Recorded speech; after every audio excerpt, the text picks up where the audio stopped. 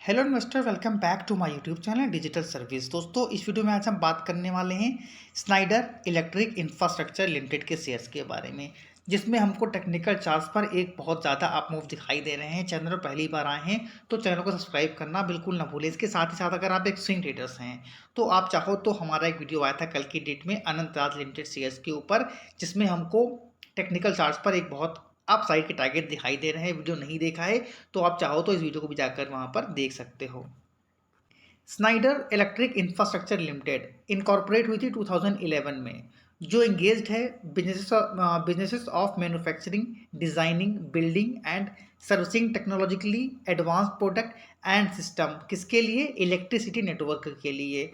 अगर हम यहाँ पर कंपनी के प्रोडक्ट की बात करें तो आप यहाँ पर देख सकते हैं the product portfolio of the company includes transformer, power transformer, switch gears, primary and secondary switch gears, medium voltage switch gear, protection release, इस तरह की जो भी प्रोडक्ट हैं कंपनी बना रही है। तो सारे बिजनेसेस जो भी इनकी कंपनी जो भी प्रोडक्ट मैन्युफैक्चर करती है, सारी की डिटेल यहाँ पर है। आप चाहो तो एक बार उसको भी देख सकते हो। इसके अलावा अगर हम कंपनी का रेवेन्यू वाइज देखें तो यहाँ पर sale of product and services से कंपनी को 89% का रेवेन्यू जनरेट हुआ था FY21 में। प्रोजेक्ट रेवेन्यू 11% का देखने को मिला था हमको FY21 के अंदर। इसके साथ ही साथ अगर जियोग्राफिकल स्प्लिट अगर देखें तो डोमेस्टिक मार्केट से 89% का रेवेन्यू और एक्सपोर्ट के थ्रू हमको 11% का रेवेन्यू देखने को मिला था। वो भी जो भी डेटा मैं बता रहा हूँ यहाँ पर FY21 का देखने को मिल रहा है। क्लाइंटल देखें तो एक अच्छा खासा क्लाइंटल इनका बेस है, जिसमें Tata project, UltraTech, cements, BEL, IOCEL, साइमेंस और कुछ अदर्स कंपनियां इनके क्लाइंटल जो इनके क्लाइंट्स हैं वो हमें दिखाई दे रहे हैं। अब कंपनी की मैन्युफैक्चरिंग फैसिलिटीज़ की अगर बात करें तो कंपनी के पास 4 मैन्युफैक्चरिंग फैसिलिटीज़ हैं जो 3 लोकेशन में लोकेट है, जिसके अंदर वडोदरा में 2 यूनिट, कोलकाता में 1 यूनिट और एक चेन्नई के अंदर हमको यूनिट देखने को मिल रही है। इसके अलावा अगर हम कंपनी का चार्ट देखें तो कंपनी का जो करंट प्राइस चल रहा है इस स्टॉक का वो है 179.75 रुपीज़। अब यहाँ पर एक अच्छे खासे वॉल्यूम भी हमको स्टॉक के अंदर देखने को मिल रहे हैं।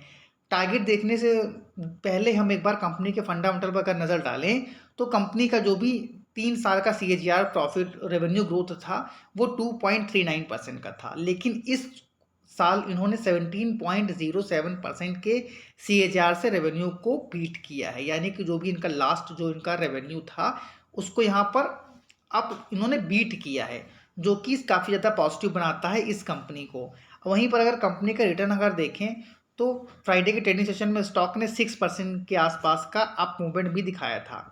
उसके अलावा 1 मंथ के अंदर स्टॉक ने 45% के रिटर्न बनाकर कर दिए हैं, 3 मंथ में 86% के और एक साल में 54% के रिटर्न हमें यहाँ पर दिखाई दे रहे हैं। PE रेशियो देखें, स्टॉक को 60 के मल्टीपल पीपल स्टॉक ट्रेड कर रहा है। मार्केट कैप है 4249 करोड़ रुपीस की। हाई अभी हमको रिसेंटली ही देखने को मिला था फ्राइडे के दिन ही। वहीं पर अगर बात करें अर्निंग पर शेयर तो 2.94 का है। 52 वीक लो स्टॉक का 91 रुपीज़ का हमें देखने को मिला था। Price to book value ratio है 21.93। वहीं पर अगर प्रमोटर के पास जो भी होल्डिंग है 75% होल्डिंग है, FIIs के पास 0.27% की है, DIS के पास 2.20, जिसके अंदर म्यूचुअल फंड भी इंक्लूड है, और उनके पास हमको 1.68% की होल्डिंग दिखाई दे रही है। पब्लिक के पास 22% से अधिक की होल्डिंग यहाँ पर देखने को मिल रही है। अब अगर यहाँ पर टेक्निकल चार्ट्स पर देखें तो यहाँ पर स्टॉक में आप देख सकते हैं कि एक अच्छे खासे वॉल्यूम के साथ स्टॉक ने यहाँ पर अप साइड के मूव दिखाए हैं। अब यहाँ पर कंपनी का जो पॉजिटिव बात है शेयर के लिए वो है कि स्टॉक अपने 50 डेज एक्सपोनेंशियल मूविंग एवरेज और 100 डेज एक्सपोनेंशियल मूविंग एवरेज के ऊपर ट्रेड कर रहा है।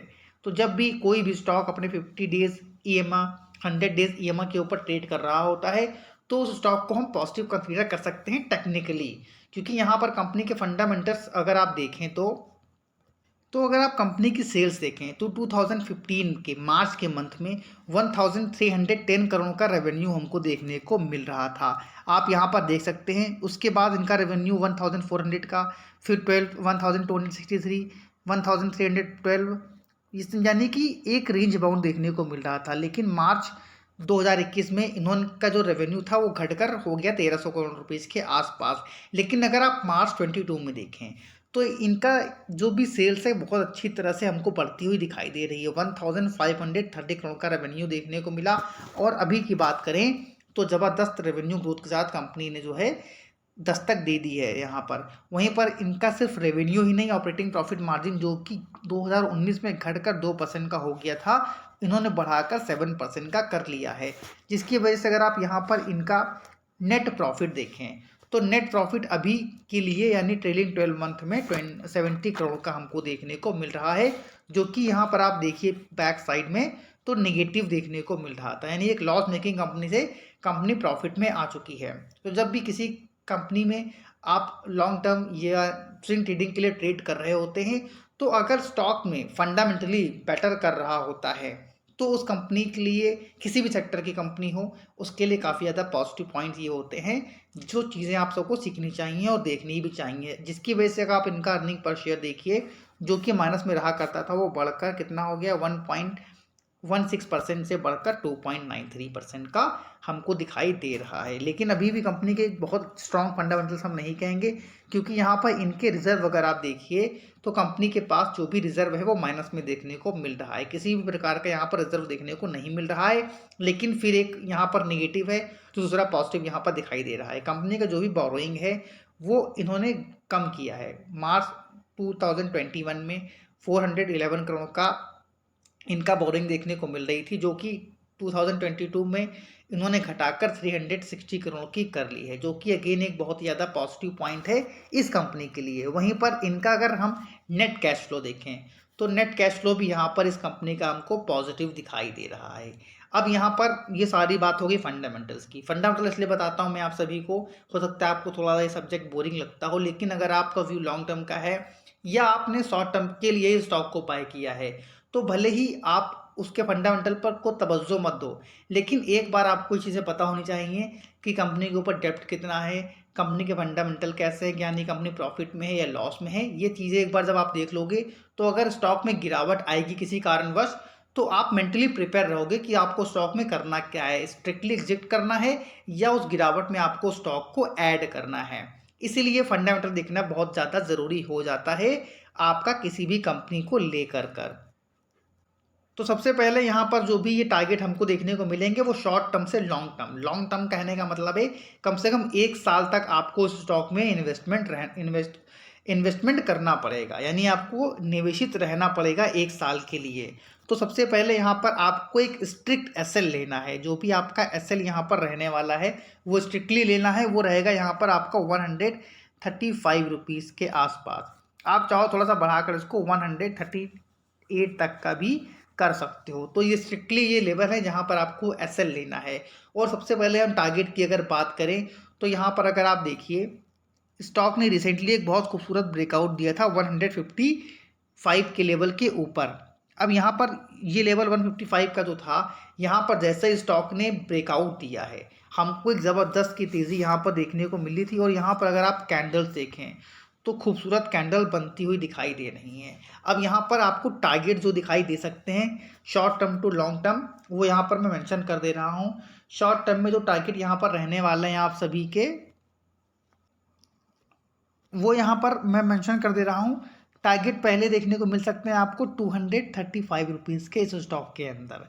ये शॉर्ट टर्म का है, यानी कि 6 मंथ तक आपको ये टारगेट देखने को मिल सकते हैं। और अगर हम बात करें अप साइड के तो यहाँ पर हमको इस स्टॉक में करीब करीब 50% से लेकर 80% तक के रिटर्न देखने को मिल सकते हैं विद इन 1 ईयर।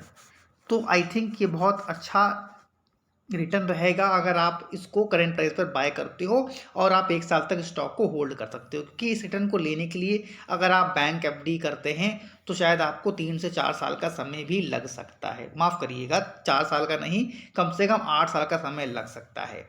तो ज़रूर आप इस बात को नोटिस करिए क्योंकि यहाँ पर आपका रिस्क बहुत कम है और रिवार्ड बहुत ज़्यादा है। तो जब भी हम एक ट्रेडर के तौर पर काम कर रहे होते हैं मार्केट में तो ये चीज़ें बहुत ज़्यादा पॉइंट करती हैं कि जहाँ पर अगर आप किसी स्टॉक में ट्रेड ले रहे हैं तो वहाँ आपका रिस्क कम हो और रिवार्ड ज़्यादा हो। आप सभी के लिए एक ऑफर भी है, रिस्क रिवार्ड से याद आया, हमारी एक पेड सर्विसेज भी हैं जो 7 डेज़ के लिए डेमो के तौर पर फ्री ऑफ कॉस्ट मिल रही हैं।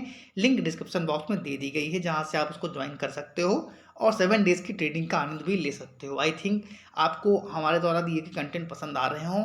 अगर आपको हमारे द्वारा दिए गए कंटेंट पसंद आ रहे हैं तो प्लीज़ चैनल को सब्सक्राइब करना, वीडियो को लाइक करना और दोस्तों के साथ शेयर करना बिल्कुल ना भूलें। साथ ही साथ कमेंट बॉक्स में कमेंट ड्रॉप करके बताएं कि आपको जो भी जानकारी यहाँ पर दी जा रही है उससे आप अपनी लाइफ में कुछ वैल्यू ऐड कर रहे हो या नहीं। Thank you for watching this video. जय हिंद, जय भारत।